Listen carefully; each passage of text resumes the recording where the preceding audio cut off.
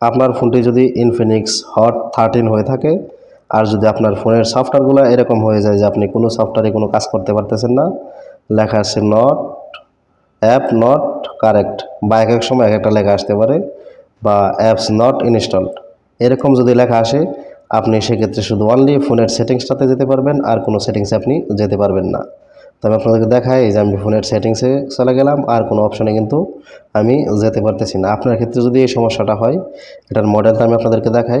মডেলটা হচ্ছে Infinix hot 13, ঠিক আছে। তো আপনার ফোনটি যদি এই ফোনটি হয় আর যদি আপনার এই সমস্যাটি হয় বা ইনফিনিক্স যে কোনো ফোন হয়, যদি আপনার এই সমস্যাটি হয়ে থাকে তাহলে আপনারা কি করবেন, ইউটিউবে আপনারা অনেক ভিডিও দেখবেন, 1 মিনিট 2 মিনিটের ভিডিও, সেখানে কিন্তু দেখাচ্ছে যে এভাবে করলে কাজ হয়। তো সেক্ষেত্রে আমি মনে করি না যে একটা ভিডিও দেখে আপনার কোনো কাজে আসবে, ঠিক আছে।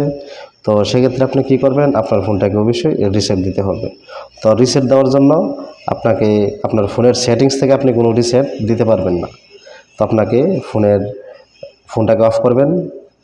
ফোনটা অফ করার পরে পাওয়ার বাটন এবং প্লাস বাটনে একসাথে 15-20 সেকেন্ড ট্যাপ করে ধরে রাখবেন। তো আমি ধরুন এই পাওয়ার বাটন এবং উপরে প্লাস বাটন, মাইনাস বাটনে না, প্লাস বাটনে ক্লিক করে ধরে রাখবেন। ক্লিক করে ধরে রাখার পরে এখান থেকে কিন্তু অনেকে ঘুরে আসে আর কমেন্ট করে বলে, ভাই এভাবে তো হইতেছে না, তো আমি কীভাবে করবো। তো কিছুক্ষণ ধরার পরে নো কমেন্ট এরকম একটা অপশন চলে আসে। তো সেক্ষেত্রে কিন্তু অনেকে চিন্তিত হয়ে যায় যে এখন তো আর ফোনটা খুলবে না মনে হয়। তো আপনারা কি করবেন, পরবর্তী আবার 2-3 বার প্লাস এবং পাওয়ার বাটনে ট্যাপ করে ধরে রাখবেন। তারপর এখানে দেখতে পাবেন সেই অপশনটি চলে আসবে যেটা আপনার বয়ের কারণ ছিল। তো এখান থেকে 5 নম্বর অপশনটিতে চলে যাবেন, ফ্যাক্টরি রিসেট। তো এখান থেকে ফ্যাক্টরি রিসেটে ওকেতে মানে পাওয়ার বাটনে একটা ক্লিক করে দেবেন। পাওয়ার বাটনে ক্লিক করে দিবেন। তারপরে যে অপশনগুলো আসবে এখানে দেখতে পারবেন যে সিস্টেম আপডেট, প্রথম যে অপশনটা থাকবে প্রথম অপশনটাতে পাওয়ার বাটনে আবার একটা ক্লিক করে দিবেন। তো আমি এখান থেকে পাওয়ার বাটনে একটা ক্লিক করে দিলাম। তারপরে কিন্তু আমার সেটটা ওপেন হতে শুরু করবে। তো আমি এখানে একটু স্কিপ করে দিলাম, কারণ আপনারা সবাই জানেন ফোনটা রিসেট দেওয়ার পরে কিন্তু অনেক টাইম নেই। তো এখান থেকে একটু স্কিপ করে আমি আপনাদেরকে দেখাই। তো স্কিপ করে দেওয়ার পরে আপনি এখান থেকে যে কোনো একটা ল্যাঙ্গুয়েজ সিলেক্ট করে নেবেন। তো আমি এখান থেকে ইংলিশটা সিলেক্ট করে নিলাম। তারপর নেক্সটে ক্লিক করবেন।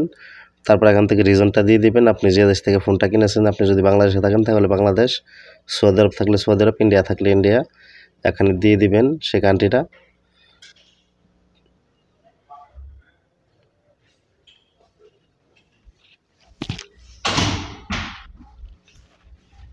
তো ধরুন আমি সৌদি আরব দিয়ে নেক্সটে ক্লিক করে দিলাম।